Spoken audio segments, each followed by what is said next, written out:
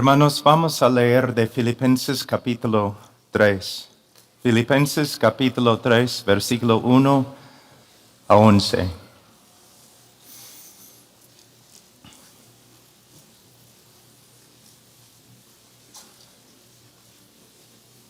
Por lo demás, hermanos míos, regocijaos en el Señor. A mí no me es molesto escribiros otra vez lo mismo, y para vosotros es motivo de seguridad. Cuidaos de los perros, cuidaos de los malos obreros, cuidaos de la falsa circuncisión, porque nosotros somos la verdadera circuncisión que adoramos en el Espíritu de Dios y nos gloriamos en Cristo Jesús, no poniendo la confianza en la carne, aunque yo mismo podría confiar también en la carne.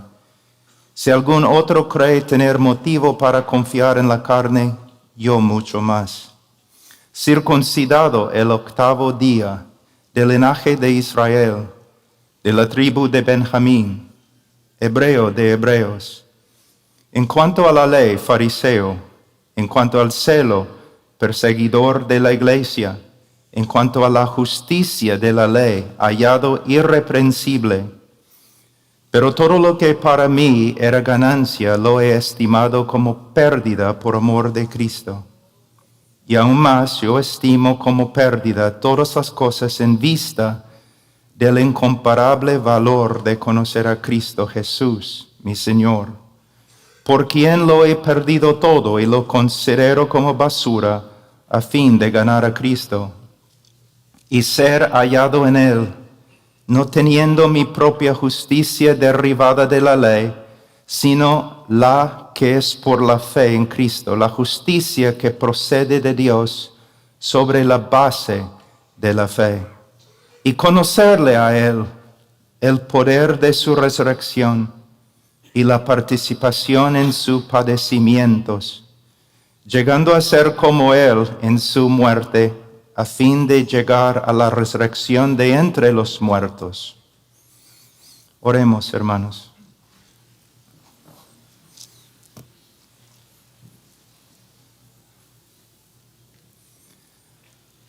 Padre, te damos gracias por este día.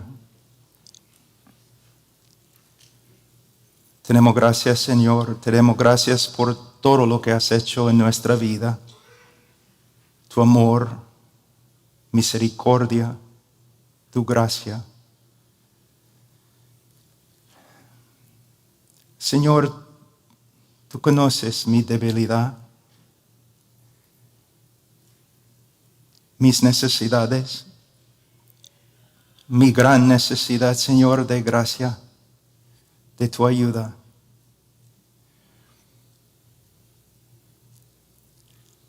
Señor, reconozco que sin ti yo no puedo, Señor, hacer nada.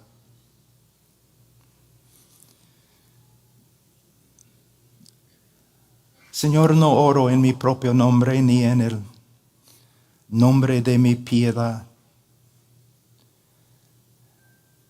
Oro en el nombre de mi Salvador, el Señor Jesucristo. Él es mi jactancia ante tu trono, mi única jactancia. Fuera de Él, Señor, no tengo nada. Por causa de Él, Padre, y por causa de tu pueblo, para su beneficio, ayuda, Señor, a este hombre tan débil.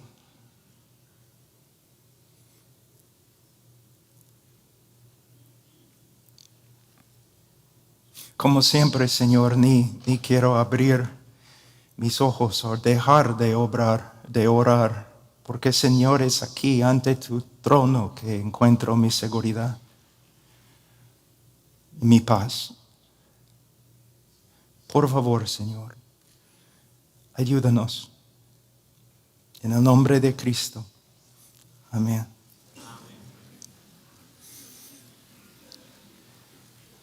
Hermanos, oren por mí.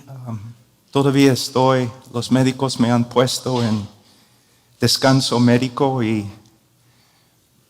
pero cuando John MacArthur y Henry Tolopilo te llaman, tienes que venir.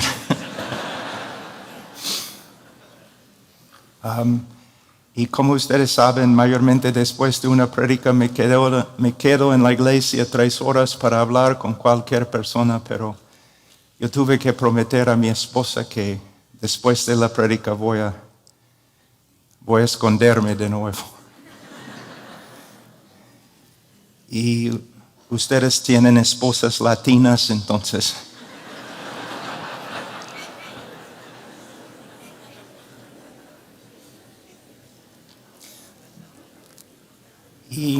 Y antes de la prédica también les pido que piensen bastante y oren, piensen y oren por los hermanos en Afganistán.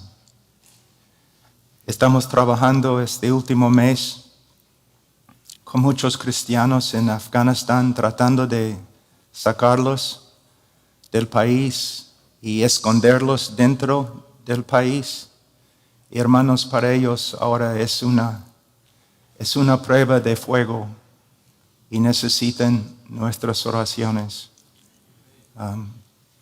Es una situación muy difícil. Pero aún sobre esta situación, el Señor reina. El Señor reina. Siempre para mí es difícil predicar en un grupo. Así a veces me enojo porque parece que hay algo que no está bien. Yo me doy cuenta que estoy predicando a pastores que son más nobles que yo. Nadie conoce su nombre, pero son hombres de Dios y mujeres de Dios que han trabajado más que yo, más piadoso que yo. Pero estoy aquí con mis limitaciones y mi debilidad y voy a, en la gracia de Dios, intentar ser algo de bendición para ustedes. Pero tienen mi respeto, hermanos. Ustedes tienen mi respeto.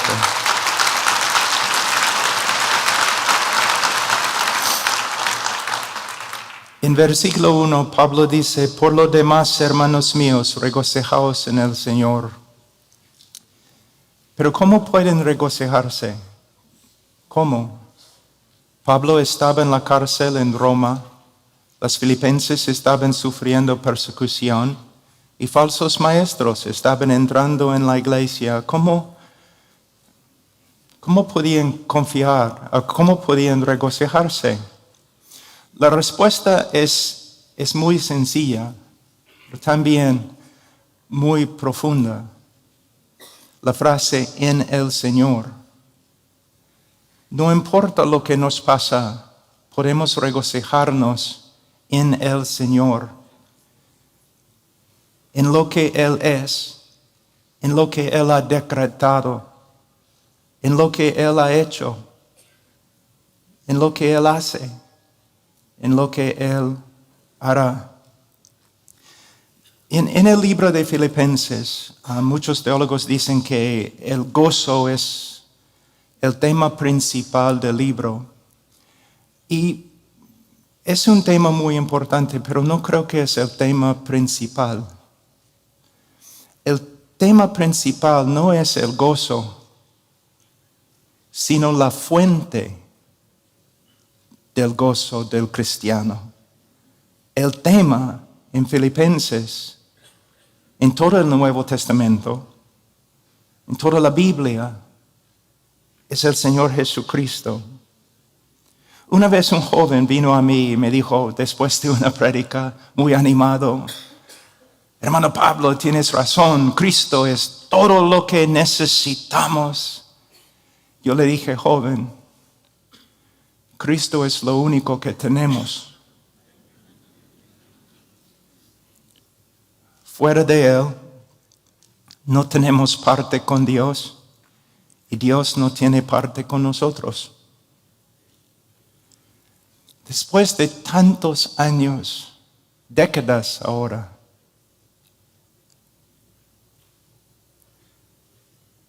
esta verdad es más y más una realidad para mí.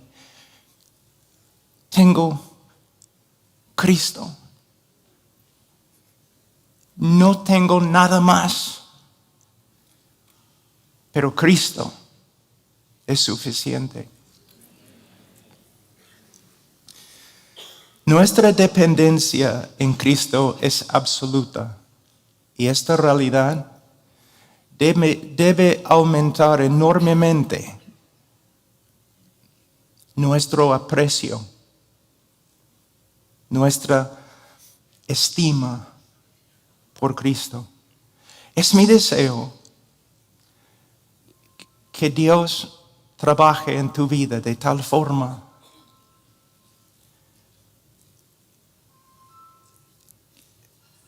aunque tengas que sufrir, que Dios trabaja en tu corazón, en tu vida de tal forma que poco a poco el valor de Cristo crezca y crezca y crezca. Que llegues a tal punto donde ni el ministerio tenga tanta importancia. La persona de Cristo. ¿Qué quieres? Cristo. Cristo. ¿Quieres tener un gran ministerio? No. ¿Quieres ser famoso? No. ¿Qué quieres? Conocer a Cristo. Pablo dice, a mí no es molesto escribiros otra vez lo mismo. Para vosotros es motivo de seguridad. Por supuesto, Pablo quería escribirles acerca de las grandes doctrinas de la fe cristiana, las doctrinas que pudieran contribuir a su edificación y su gozo, pero primero Pablo tenía que tratar un problema persistente. Falsos maestros estaban entrando en la iglesia, devaluando la persona de Cristo, la obra de Cristo y la gracia de Cristo. Y Pablo tenía que actuar. Presten atención a la frase aquí en este versículo. Otra vez lo mismo. El diablo y el mundo siempre buscan desviarnos de Cristo a lo de menos importancia. Siempre, no me importa cuán maduros que seamos, siempre tenemos la necesidad de ser recordados de la preeminencia de Cristo y devolver el enfoque a Cristo y su evangelio. Por eso no debemos ofendernos o hacer oídos sordos cuando las Escrituras o aún el predicador nos recuerda otra vez lo mismo. Hermanos, es muy difícil aprender. Es muy difícil aprender. Es más difícil practicar. Es aún más difícil retener lo que hemos aprendido y hemos practicado. Versículo 2. Cuidaos de los perros, cuidaos de los malos obreros, cuidaos de la falsa circuncisión, Pablo hace aquí referencia a los judaizantes. Eran judíos que habían recibido a Cristo, o mejor dicho, habían asimilado a Cristo en su antiguo sistema de religión. Para ellos sí, era necesario creer en Cristo el Mesías para ser salvo. Pero Cristo en sí no era suficiente. Uno tenía que añadir su propia justicia a la justicia de Cristo como complemento. Ahora, esta herejía ha tomado muchas formas a través de 2000 años de la iglesia, pero siempre con las siguientes dos características. Primero, la persona, obra y palabra de Cristo no son suficientes. Dos, hay que cumplir lo que falta en la persona de Cristo con el hombre. Hay que cumplir lo que falta en la obra de Cristo con las obras del hombre. Y hay que cumplir lo que falta en la palabra de Cristo con la sabiduría de los hombres. Y en nuestro contexto contemporáneo, el legalismo, la psicología y especialmente ahora en el último año, la sociología. Hermanos, la persona de Cristo es suficiente. La obra de Cristo es suficiente. Consumada es. Y ciertamente la palabra de Cristo es suficiente. Ahora, Pablo describe en versículo 2 a estos falsos maestros usando términos muy fuertes, aún despectivos. De hecho, cada término que Pablo usa acá, los judíos usaron con referencia a los gentiles y a los paganos. Entonces lo que Pablo está diciendo es que estos super religiosos entre los judíos eran nada más que incrédulos, fuera de la gracia de Dios. Ahora Pablo, primero, él dice, cuidaos de los perros. Quizás el término más fuerte de menosprecio que una persona podía usar contra otra persona. En Palestina, hasta el día de hoy, pero en Palestina en los tiempos de Pablo, los perros no eran animales nobles, sino animales sucios, cochinos, violentos. Comían basura y contagiaban rabia y otras enfermedades. Entonces Pablo está diciendo que básicamente la enseñanza de estos judaizantes era como basura. La doctrina era como basura y las enseñanzas contagiaban la rabia y la gangrena espiritual. En inglés nosotros tenemos una frase, decimos, this man is not taking prisoners. Decimos que este hombre no está recibiendo o tomando prisioneros, él está decapitando a todos. Así es Pablo aquí. Cualquier persona que enseña a otros a devaluar a Cristo y la obra de Cristo en los ojos de Pablo era digna de menosprecio. Él dice, cuidaos de los malos obreros. Según Pablo, los que desprecian el valor de Cristo son obreros de maldad, inicuos, pecadores, lo opuesto de lo que pretenden ser. De nuevo, quizás uno diga que el lenguaje de Pablo es muy fuerte. Sí, es muy fuerte, pero es preciso. ¿Por qué Pablo habla así? Por la misma razón que nosotros deberíamos hablar así. Porque estos falsos maestros estaban devaluando a Cristo. John MacArthur escribe, y lo que él va a escribir aquí es muy profundo.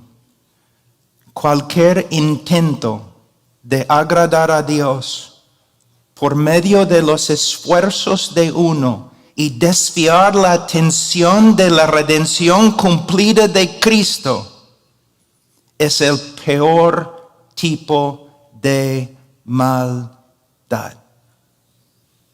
Así es. Hermanos, tenemos que reconocer que fuera de la gracia de Dios, todos nosotros somos obreros de maldad. Es el testimonio de la Escritura contra nosotros. Isaías dice en 64:6, todos nosotros somos como el inmundo, y como trapo de inmundicia todas nuestras obras justas.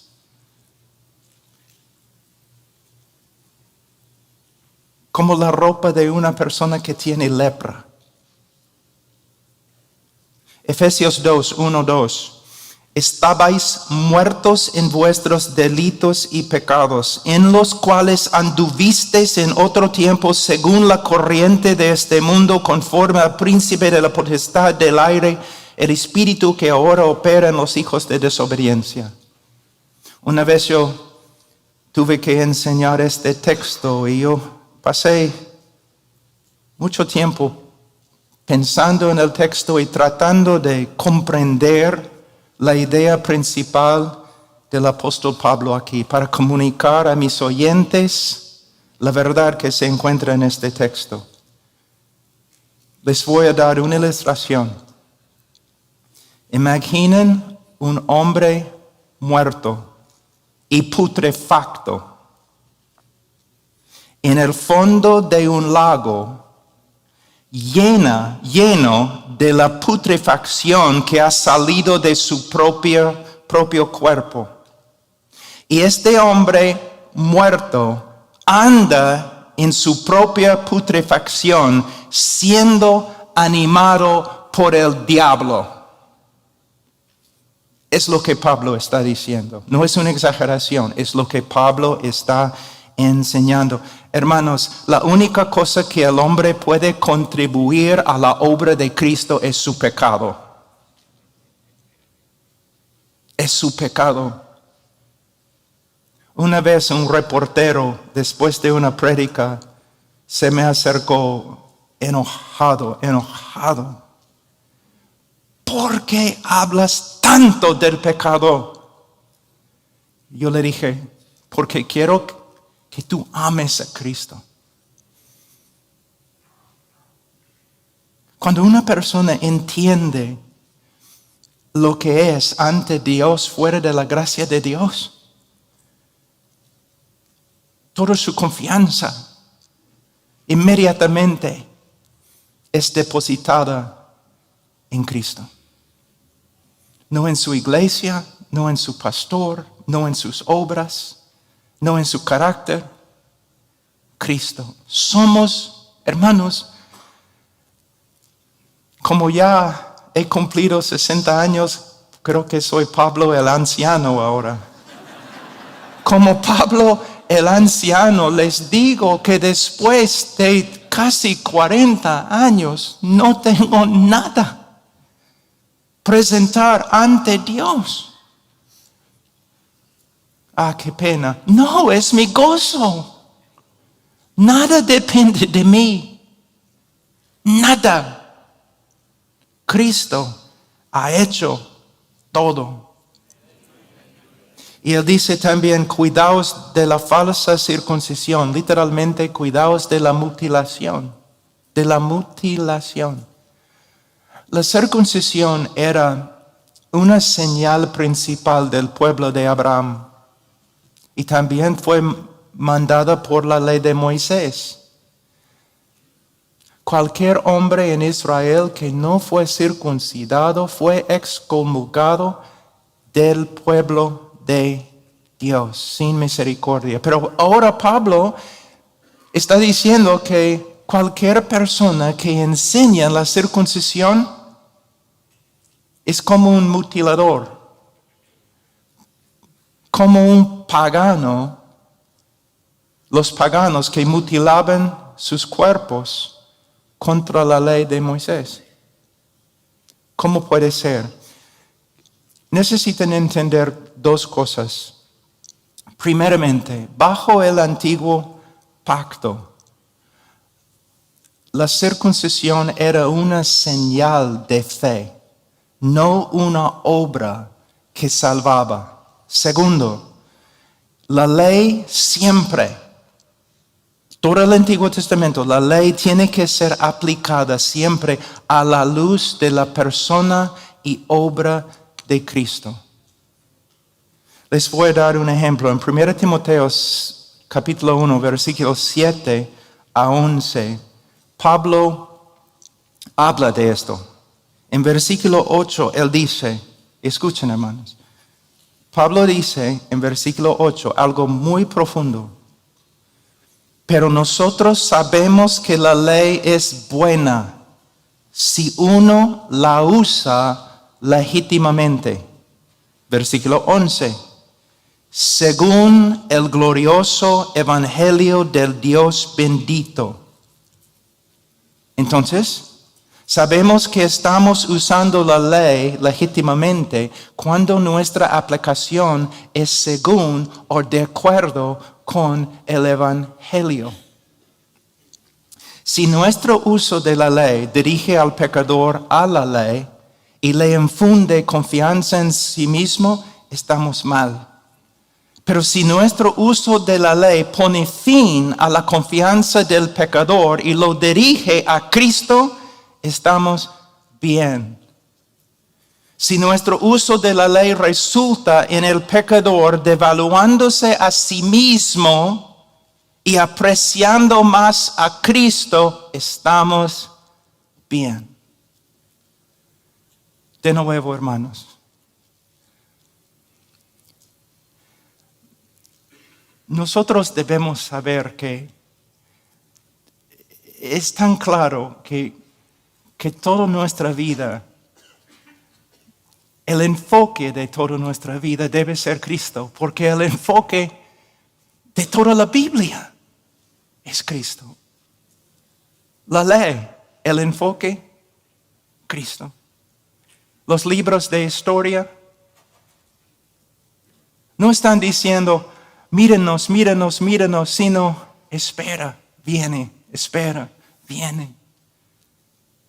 Los libros de sabiduría, los profetas, el enfoque principal es Cristo. Cristo. Y el enfoque principal de nuestra vida, cuando nos levantamos en la noche porque no podemos dormir, el enfoque debe ser, bueno, no puedo dormir.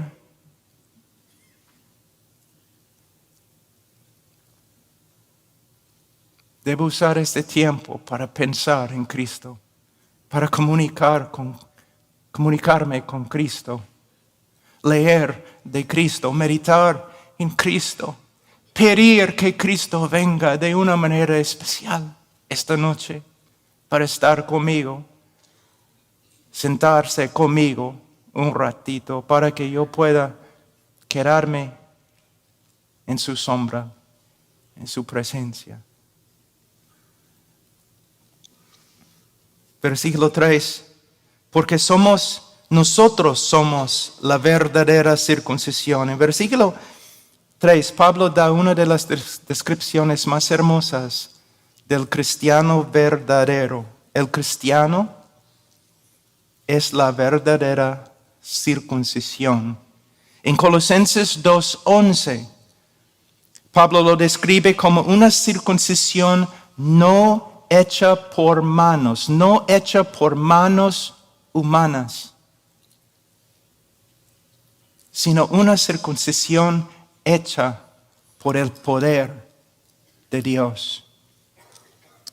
Es una referencia, yo creo, a un pasaje muy importante en el libro de Ezequiel 36, capítulo 36, versículos 26 y 27.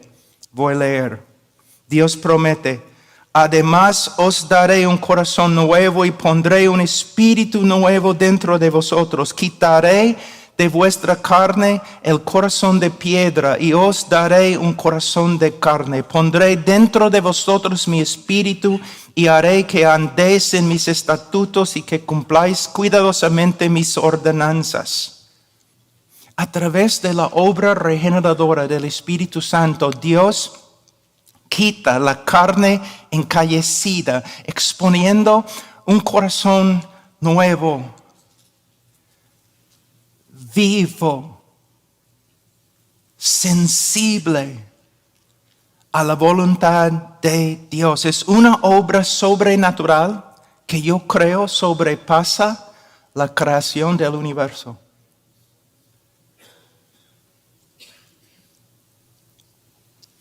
El cristiano verdadero no ha simplemente adoptado una nueva ética. El cristiano verdadero ha sido recreado, renovado, transformado. Es una nueva criatura. Y todo eso ha sucedido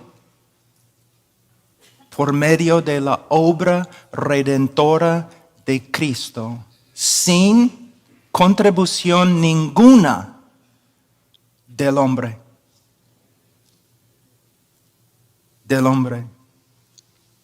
Y esta obra regeneradora del Espíritu Santo siempre resulta en una alta evaluación de la persona y obra de Cristo. Como se nota en la próxima frase, dice que adoramos en el Espíritu de Dios. La palabra traducida aquí, adorar, proviene de la palabra griega latruo, que significa más que cantar. Tiene la idea de también ministrar y rendir servicio a Dios. El cristiano no solo adora a Dios por medio de cantar, sino por medio de ministrar a Dios, por medio de rendir servicio a Dios, de acuerdo con su voluntad. Este es el resultado no solamente o no principalmente de la autodisciplina, sino el cristiano está siendo movido y empoderado por el Espíritu Santo. Pablo sigue, y nos gloriamos en Cristo Jesús. El verdadero cristiano, su gloria se encuentra en la persona de Cristo. Solo Cristo. Únicamente, exclusivamente Cristo. John MacArthur escribe, el verbo gloriar en este contexto denota jactarse con alegría exultante acerca de lo que una persona está más orgullosa. Nuestro orgullo como cristianos es Cristo. Es nuestra única jactancia, nuestra única confianza. Y esta actitud se ve claramente en el apóstol Pablo. Voy a leer 1 Corintios 1, 30, 31. Cristo es nuestra sabiduría de Dios y justificación y santificación y redención, para que tal como está escrito, el que se gloríe en el Señor. Gálatas 6:14, pero jamás acontezca que yo me gloríe, sino en la cruz de nuestro Señor Jesucristo, por el cual el mundo ha sido crucificado para mí y yo para el mundo. Si tú dices a un cristiano maduro, eres buena gente, seguro vas a ir al cielo, el cristiano maduro va a responder, por favor, no lo digas, no hables así, por favor, no. Mi única esperanza es la persona y obra de Cristo. En la mente de Dios el Padre, Cristo tiene preeminencia. Él debe tener preeminencia en nuestros pensamientos.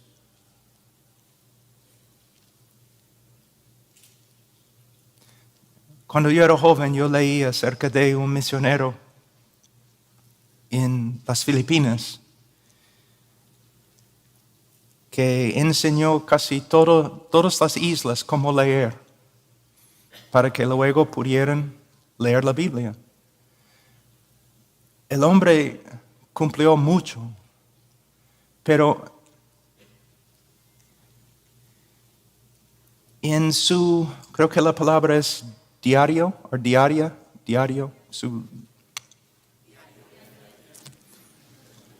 yo encontré una frase,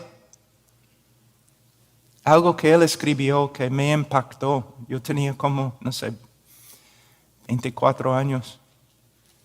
Su meta más grande, aunque él enseñó todas las islas de las Filipinas cómo leer, su meta más grande era pasar un día meditando en Cristo sin desviarse un segundo. Y él dijo al final de su vida, nunca alcancé la meta. Después de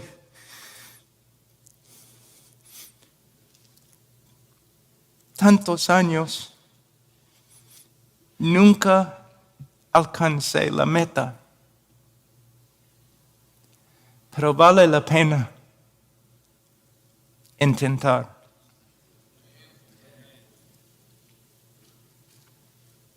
No poniendo la confianza en la carne.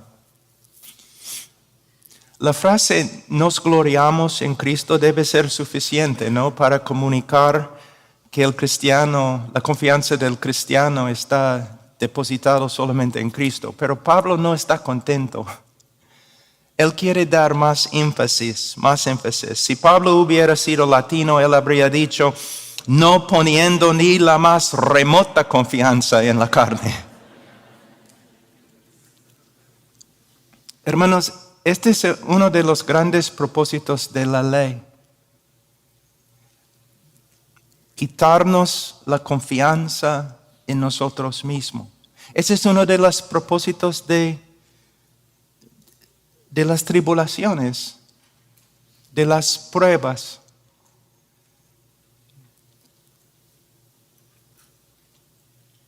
De mi salud en este momento.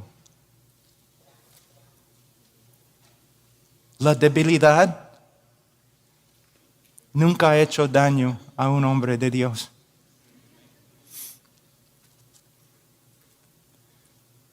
Todo lo que puede quitarnos la confianza en nosotros mismos es bello, duele, pero es bello. Vale la pena. Porque, hermanos, mira, solamente para que sepan, En el día de juicio no vamos a ser juzgados tanto por el tamaño de nuestro ministerio.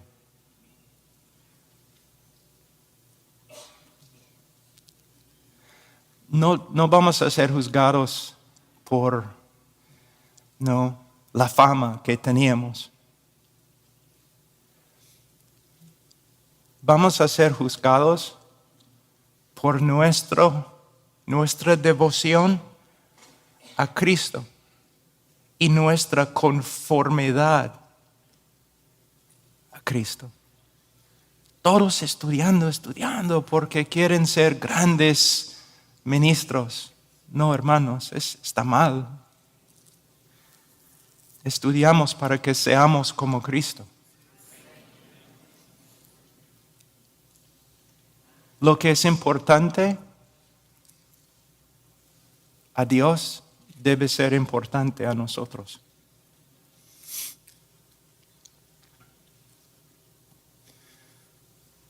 Pablo escribe en Romanos 3, 19, 20, ahora bien sabemos que cuanto dice la ley lo dice a los que están bajo la ley para que toda boca se calle y todo el mundo sea hecho responsable ante Dios.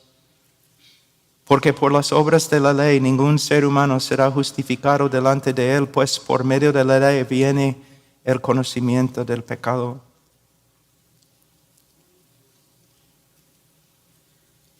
El propósito de la ley es quitarnos la confianza en nosotros mismos para que depositemos nuestra confianza únicamente en la gracia de Dios.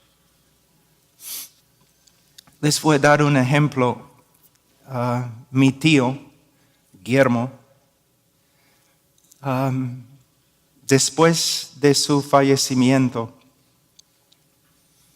yo fui al funeral y en una iglesia luterana, y yo había hablado varias veces con mi tío.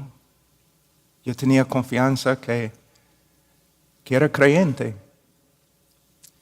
Pero el pastor luterano se paró en el púlpito y por como 20 o 30 minutos él habló de todas las buenas obras de mi tío. Que mi tío había ayudado en la construcción de la iglesia, en el mantenimiento de la iglesia, cómo había servido a las viudas y la gente en la iglesia, 20, 30 minutos hablando de sus buenas obras, y yo estaba sentado en la banca enojándome más y más y más y más y más.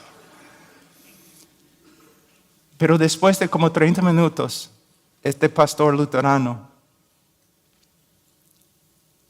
se puso muy serio.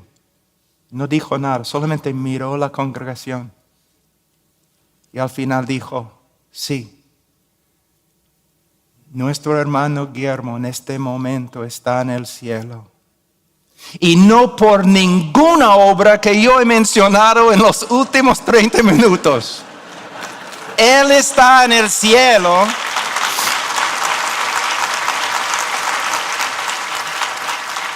Él dijo, Él está en el cielo porque Cristo murió por los pecadores que merecen el infierno. Yo quería abrazarle. Yo le dije, hermano, yo iba a pegarte, pero ahora quiero abrazarte.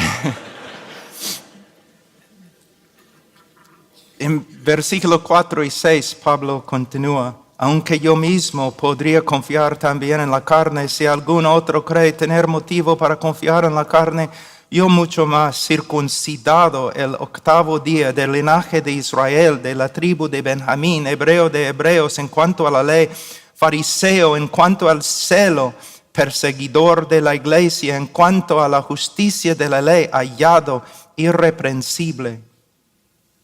En versículos 4 y 6, Pablo está usando su propia vida para mostrar el vacío de la jactancia de los judaizantes. Él había cumplido la ley desde su nacimiento. Él era de una de las tribus más eminentes en la nación de Israel. Era hebreo de los hebreos. Él era miembro importante en la secta más conservadora y estricta en la nación de Israel, los fariseos. En cuanto al celo, Pablo era perseguidor de la iglesia. Para entender esta frase, tenemos que entender la mente judía en el tiempo de Pablo. El celo era una señal esencial de la piedad en Israel. Un piadoso en Israel amaba a Dios. Un hombre piadoso amaba a Dios, amaba su ley y amaba su pueblo. Pero también un piadoso odiaba a los falsos dioses, los ídolos, odiaba los infractores de la ley y odiaba los enemigos del pueblo de Dios. Y para Pablo la iglesia era una enemiga, entonces la perseguía. Ahora, en cuanto a la justicia de la ley, Pablo era externamente irreprensible. Él no está diciendo que él vivía sin pecado, sino hablando humanamente, como fariseo en su vida anterior. Pablo está diciendo que su celo, su devoción, sus logros y su reputación sobrepasaron a todos, incluso sobrepasó la piedad de los judaizantes. En Gálatas 1, 13 a 14 tenemos una explicación más amplia. Pablo dice, porque vosotros habéis oído acerca de mi antigua manera de vivir en el judaísmo, de cuán desmediadamente perseguía yo a la iglesia de Dios y trataba de destruirla, y como yo aventajaba en el judaísmo a muchos de mis compatriotas contemporáneos, mostrando mucho más celo por las tradiciones de mis antepasados. Ahora versículos 7 y 8. Pero todo lo que para mí era ganancia, lo he estimado como pérdida por amor de Cristo, y aún más yo estimo como pérdida todas las cosas en vista del incomparable valor de conocer a Cristo Jesús mi Señor, por quien lo he perdido todo. En versículo 7,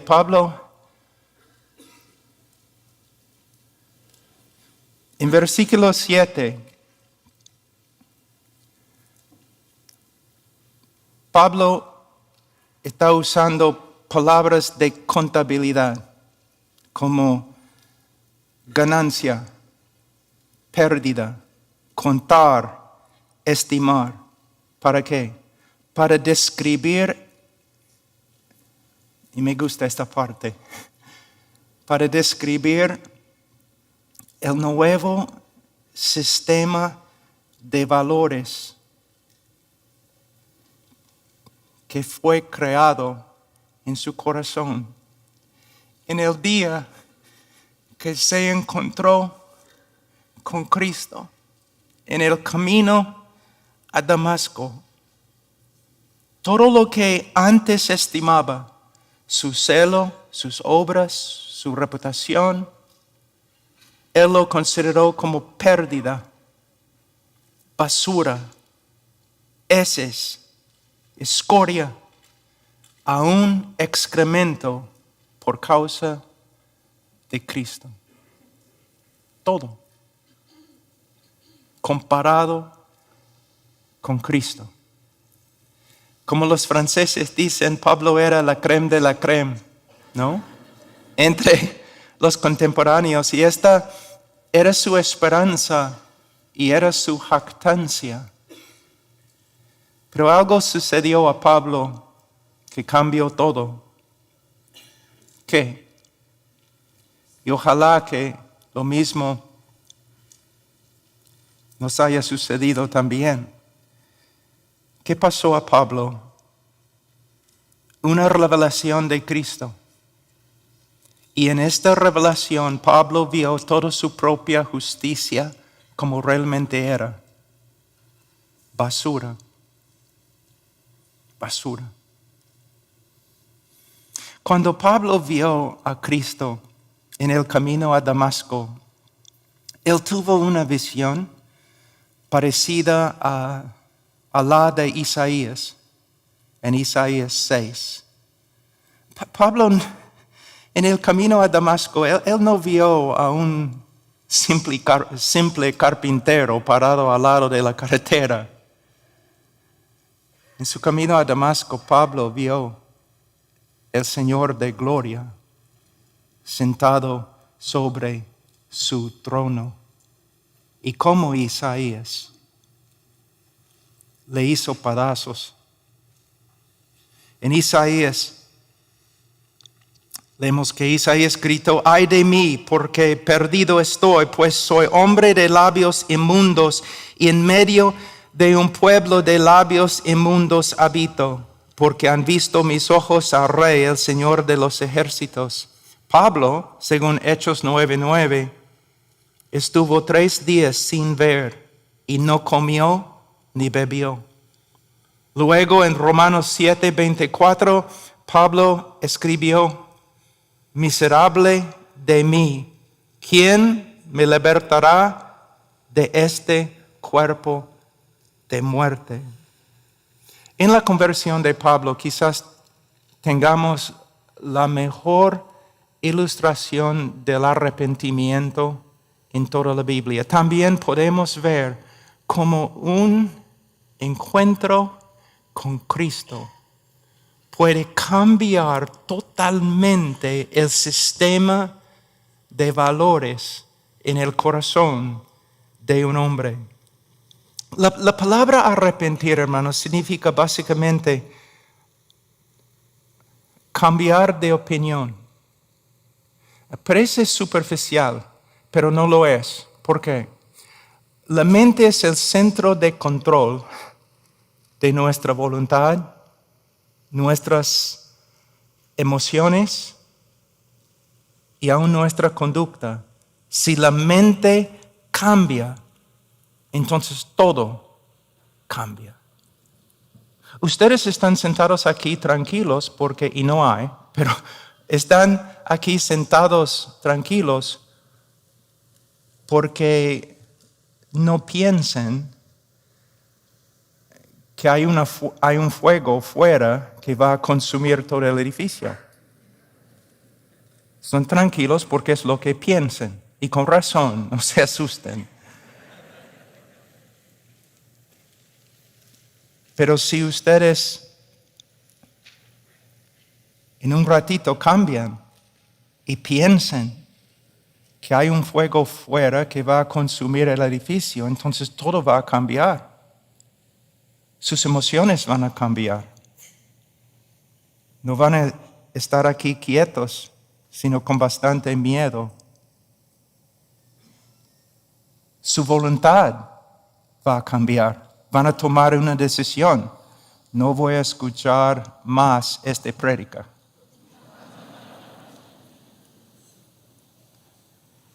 Y su conducta también va a cambiar. Van a correr, van a salir. La mente es muy poderosa. Ahora, Pablo salió de Jerusalén pensando que Jesús era el más grande blasfemo, falso profeta en toda la historia de Israel. Y él salió de Jerusalén a Damasco pensando que la iglesia era la enemiga más grande de Israel en la historia de Israel. Pero en el camino a Damasco, Pablo tuvo un encuentro con Cristo y su realidad se deshizo. Pablo se dio cuenta que estaba equivocado, acerca de todo, equivocado acerca de lo más importante en la vida. Él estaba equivocado. Él pensaba que Jesús era un falso maestro, pero ahora él puede ver que Jesús es el Mesías, el Hijo de Dios, el Hijo del Hombre de Daniel 7. Pablo pensaba que la iglesia era la enemiga más grande del pueblo de Israel, pero ahora él puede ver que la iglesia es el mismo pueblo de Dios. También la opinión de Pablo acerca de sí mismo cambió. Él pensaba que él era justo ante Dios. Ahora él reconoce que él es condenado ante Dios. Él pensaba que él era el gran defensor de la fe de Israel. Ahora él sabe que él es el gran enemigo de la fe verdadera de Israel. Él pensaba que era siervo de Dios, uno de los siervos más eminentes de Dios. Ahora él sabe que él era nada más que un siervo de Satanás. Toda su vida cambió. Pablo calculó bien el valor de sus obras y el valor de Cristo. En este momento Pablo rechazó toda su vida anterior en la cual había confiado y también de la cual se había jactado. Lo rechazó como algo asqueroso y lo echó en la basural, se levantó y siguió a Cristo. Todo su sistema de valores cambió. En versículo 8 Pablo dice, yo estimo como pérdida todas las cosas en vista del incomparable valor de conocer a Cristo Jesús mi Señor.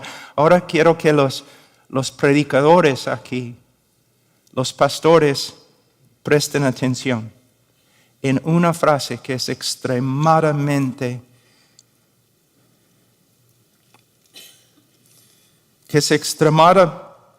importante. La frase en vista de. Yo estimo como pérdida todas las cosas en vista del incomparable valor de conocer a Cristo Jesús mi Señor. La idea es que Pablo estaba totalmente contento en su vida y su religión anterior y no estaba buscando alternativas. ¿Por qué? Porque él andaba en oscuridad espiritual y él era ciego a la realidad de Dios, la realidad de la salvación y la realidad de sí mismo. Pero el momento que vio a Dios revelado en Cristo, Dios como es, la salvación como realmente es, él vio que su vida y su religión eran despreciables en comparación. Esto demuestra que uno puede ver la inutilidad de sus obras y la vanidad de su vida solo a la luz de la revelación de Cristo. Tenemos otro ejemplo en 1 Tesalonicenses 1, 9 a 10. Yo aprendí esa verdad de D. Edmund Hiebert. Es un comentario en 1 Tesalonicenses excelente, lo recomiendo. En 1 Tesalonicenses 1, 9 a 10, Pablo escribe, pues ellos mismos cuentan acerca de nosotros, de la acogida que tuvimos por parte de vosotros y de cómo os convertisteis de los ídolos a Dios para servir al Dios vivo y verdadero y esperar de los cielos a su Hijo, al cual resucitó de entre los muertos, es decir, a Jesús, quien nos libra de la ira venidera. Lamentablemente los traductores en español han invertido las palabras de Cristo aquí, las palabras de Pablo aquí. En el griego el texto lee de la siguiente manera. En el griego original, el texto no dice cómo os convertisteis de los ídolos a Dios, sino cómo os convertisteis a Dios de los ídolos. Voy a leer. La idea es que los gentiles, como Pablo, estaban totalmente contentos en su religión. No estaban buscando alternativas hasta que vieron a Dios como se reveló por la predicación del Evangelio. Solo a la luz de Cristo vieron la vaciedad de su religión y la vanidad de su vida. ¿Qué significa para nosotros, especialmente para los predicadores? Este es el trabajo principal del predicador: predicar a Cristo. Predicar a Cristo.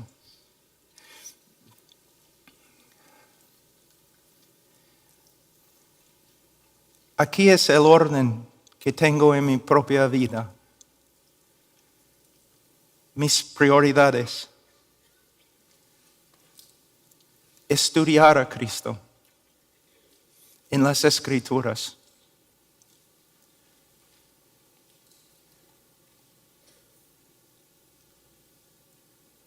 Yo creo que uno tiene que leer toda la Biblia. De Génesis a Apocalipsis. También creo que necesitamos ser informados, maduros en nuestro conocimiento de todas las doctrinas. Pero si hay una doctrina preeminente, es la doctrina de Cristo. ¿Cuántas horas cada semana dedicas a estudiar a Cristo? Es fácil decir amén, amén. Pero ¿cuántas horas? ¿Cuántos años de tu vida has dedicado al estudio de la persona y obra de Cristo? Estudiar a Cristo. ¿Hay un tema más importante? Estudiar a Cristo.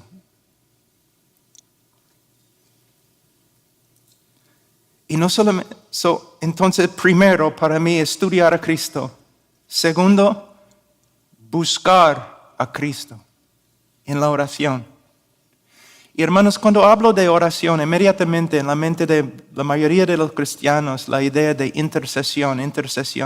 No estoy hablando de intercesión, tiene su lugar y es sumamente importante. Pero estoy hablando de comunión con Cristo. Compañerismo con Cristo. En las noches, cuando no puedes dormir, simplemente ponerte de rodillas y mirar arriba y hablar con Cristo. En mi experiencia, me parece que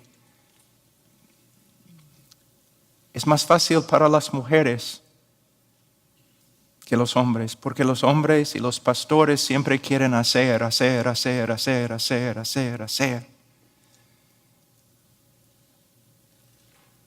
Marta. Quizás Martín. Debes poner al lado todos tus negocios y buscar el rostro de Cristo. Entonces, estudiar a Cristo, buscar a Cristo y ser transformado por el conocimiento de Cristo. Lo que necesitamos, hermanos, ahora en este día son hombres y mujeres transformados. A veces yo escucho las prédicas y mis propias prédicas y prédicas de otros y palabra. Pero ¿dónde está el poder? Y no solamente para predicar, o principalmente para predicar, el poder para vivir. Y no estoy hablando de vivir como predicar en la calle y morir mártir, es fácil. Estoy hablando de ser un buen esposo, un buen padre, un buen amigo, humilde.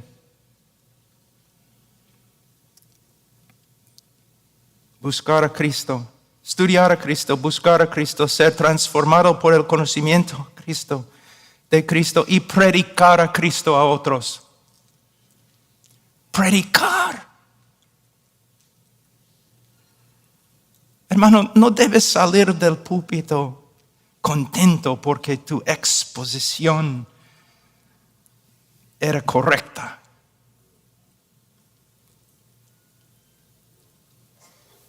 O porque has comunicado información. La meta es transformación. Que los pecadores crezcan en su estima por Cristo y se salvan. Que la iglesia crezca en su estima por Cristo. Esa es la meta. En versículo 8, Pablo termina con la frase, lo considero como basura a fin de ganar a Cristo. Aquí podemos ver dos opciones opuestas y exclusivas. En otras palabras, no puedes tener las dos a la vez. Voy a leer. Tú puedes seguir confiando en tu propia justicia y rechazar la obra de Cristo, o tú puedes rechazar totalmente como basura tu propia justicia a favor de Cristo. Tú puedes gloriarte en tus propias obras o tú puedes gloriarte en Cristo y su cruz. Tú puedes tener la aprobación del mundo y la desaprobación de Dios, o tú puedes tener la desaprobación del mundo y la aprobación de Dios porque tú amas a su Hijo. En conclusión, hay dos opciones, ganar al mundo y perder a Cristo, o ganar a Cristo y perder al mundo. No puedes tener las dos cosas.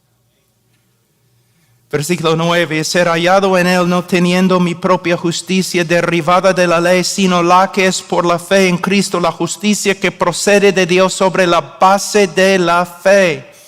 Aquí en versículo 9 a 11, Pablo revela los resultados, los beneficios de ganar a Cristo. La justificación, versículo 9. Y el privilegio de conocer a Cristo, versículos 10 y 11. Pablo empieza en versículo 9 con la justificación. ¿Por qué? Porque todos los otros beneficios solamente son posibles por causa de la justificación, porque somos justificados ante Dios. ¿Qué es la justificación? Voy a leer de la Confesión Bautista 1689. No puedo encontrar una definición mejor. A quienes Dios llama eficazmente también justifica gratuitamente, no infundiéndoles justicia y rectitud, sino perdonándoles sus pecados y considerando y aceptando sus personas como justas, no por nada que hay en ellos o hecho por ellos, sino solamente por causa de Cristo. De versículo 9 también, esta confesión, podemos ver las siguientes características acerca de en la justificación bíblica. Número 1, no es justicia propia o justicia nuestra, sino justicia ajena o justicia de otro, la justicia de Cristo. No es derivada de la ley como algo que hemos ganado de Dios, sino procede de Dios como una manifestación de su gracia. No es por medio de nuestra obediencia, sino por medio de fe en la obediencia de Cristo. Por medio de su obediencia, Él satisfizo los requisitos de la ley y por medio de su muerte obediente, Él pagó las penalidades de la ley. En versículo 9, Pablo usa una frase que es una de las más hermosas descripciones de la unión del creyente con Cristo. Él dice, ser hallado en Él. Bueno, se puede predicar 3 horas más, toda esta conferencia. Solamente esta frase. Pero voy a decir ¿qué significa ser hallado en Él? Pablo quería ser hallado en Cristo. ¿Qué significa? Pablo está diciendo que no quería comparecer ante Dios, ante los ángeles, ante los hombres, ni ante el espejo en su propia justicia, sino vestido en la justicia de Cristo.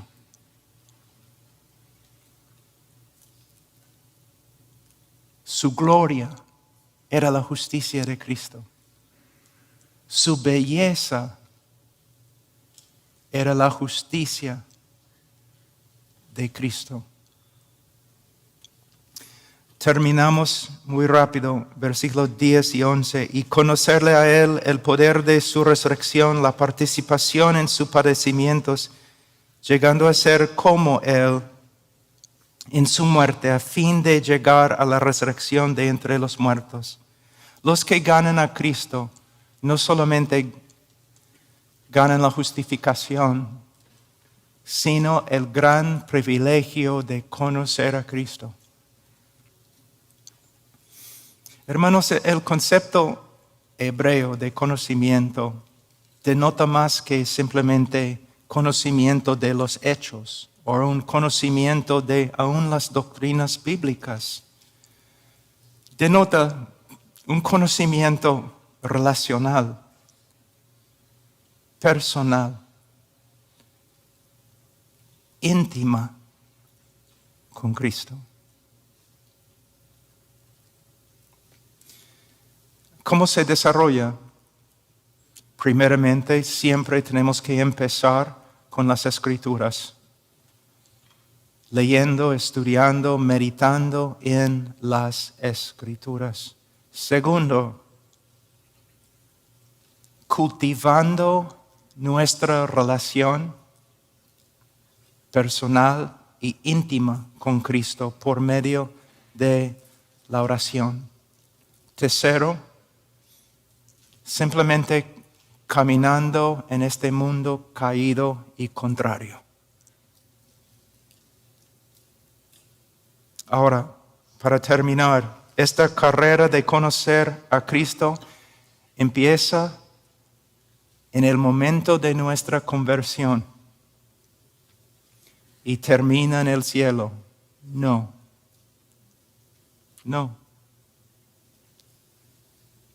Nunca termina.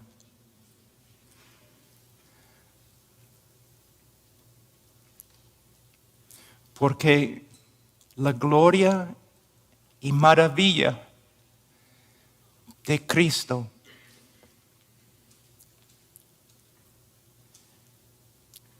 es infinita,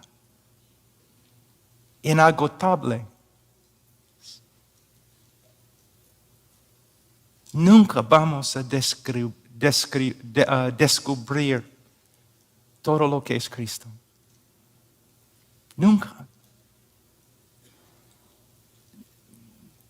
De una forma, se puede decir, ni hemos empezado a aprender de Él.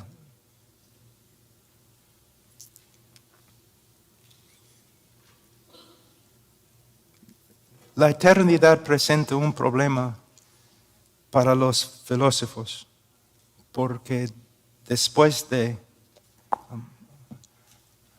¿cuánto tiempo puedes pasar, caminando en calles de oro y después te aburres? O jugando con las puertas. Algunos filósofos dicen que la eternidad puede convertirse en, aunque sea hermosísima la eternidad, puede convertirse en un infierno. Cuando llegues al fin de todo y no hay nada más, te vas a aburrir, vas a querer dejar de existir. Pero el cielo sí es finito, pero la gloria de Dios es infinito. Después de 100,000 eternidades, ni hemos empezado a conocer a Cristo. Bueno, Dios les bendiga, hermanos.